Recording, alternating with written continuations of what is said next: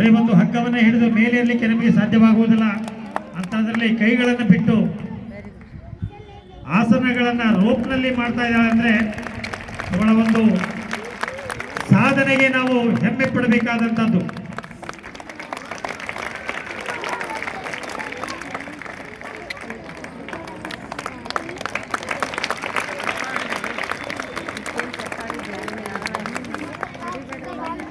ಸುಧಾರ್ ಶೆಟ್ಟಿ ಬಾಲಕಿಯರ 9ನೇ ತರಗತಿಯ ವಿದ್ಯಾರ್ಥಿನಿ ಭಾಗ್ಯಲಕ್ಷ್ಮಿ ಕಮ್ಮಾರ್ ರೋಪ್ ಮಲ್ಕಂಬ ಪ್ರದರ್ಶನ ಅದ್ಭುತವಾಗಿ ನಡೀತಾ ಇದೆ.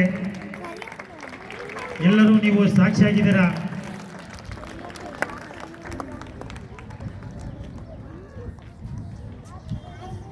ಯೋಗದ ಆಸನಗಳನ್ನ ರೋಪ್ನಲ್ಲಿ ಮಾಡ್ತಾ ಇದ್ದಾಳೆ.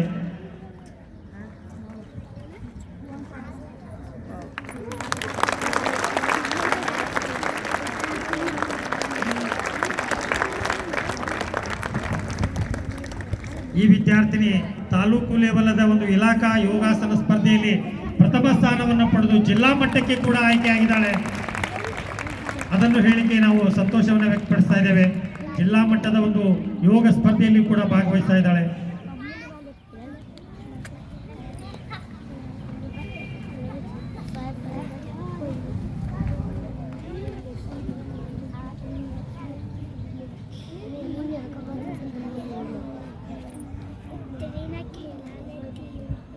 ಇದರ ಹಿಂದೆ ಸಾಕಷ್ಟು ಸಾಧನೆ ಇದೆ,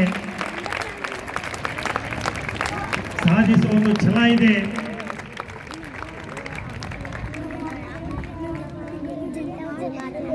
ಸಾಧನೆ ಯಾರು ಸ್ವತ್ತಲ್ಲ, ಸಾಧಿಸುವವರ ಒಂದು ಸ್ವತ್ತು ಅನ್ನುವಂಥ ಈ ಮಾತನ್ನು ಹೇಳ್ತಾ ಅತ್ಯುತ್ತಮವಾದ ಪ್ರದರ್ಶನವನ್ನು